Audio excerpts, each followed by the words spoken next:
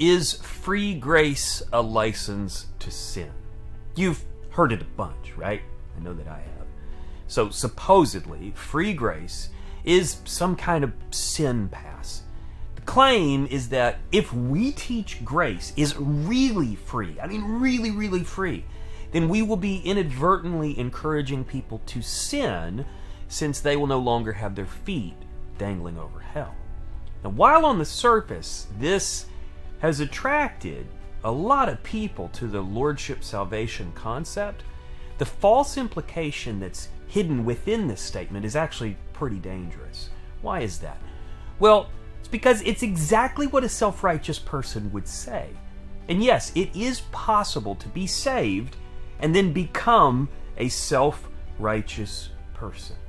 You didn't trust yourself for your salvation, but it is possible to think that everything after your salvation is your responsibility and no one else's.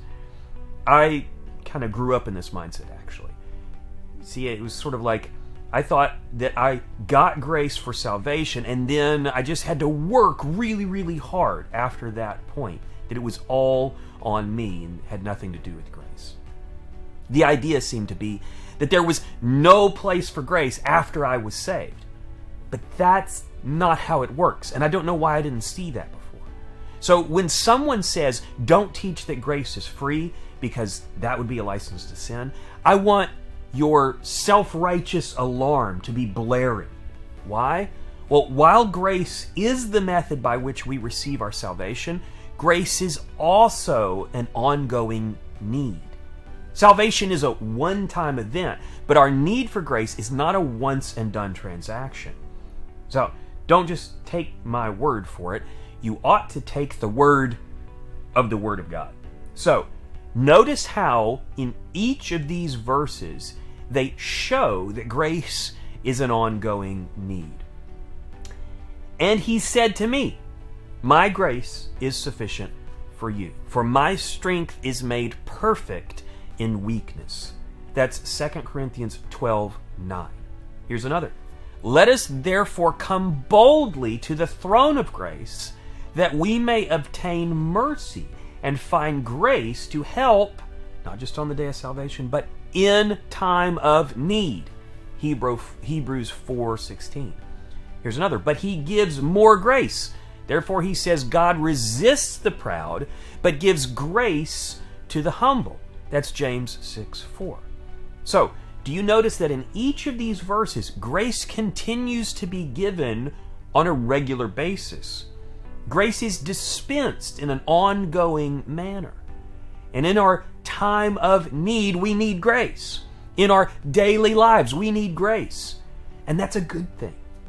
So, let's just take a second to analyze the mindset of a person who says we should not teach that grace is free because that would be a license to sin. By making such a claim, they are implying that they have no need for grace in their daily lives. This is just incredibly ridiculous. It's just absurd. They are implying that they have stopped sinning without the use of grace. It's unthinkable. They are implying that they don't need grace even today. How self-righteous is that? Remember, God resists the proud. So not embracing grace daily likely means that you will find yourself as a pride addict, and God will resist you. God will discipline you and me for that kind of mindset. I don't want to be in that situation. I want to embrace God's grace, and I want to do it every single day. So is grace a license to sin? Well, whether it is or not, it seems a lot more healthy to me to focus on the fact that we all need free grace. Not just the day of our salvation, but every single day of our lives. Thanks for watching. I'll be back with you soon.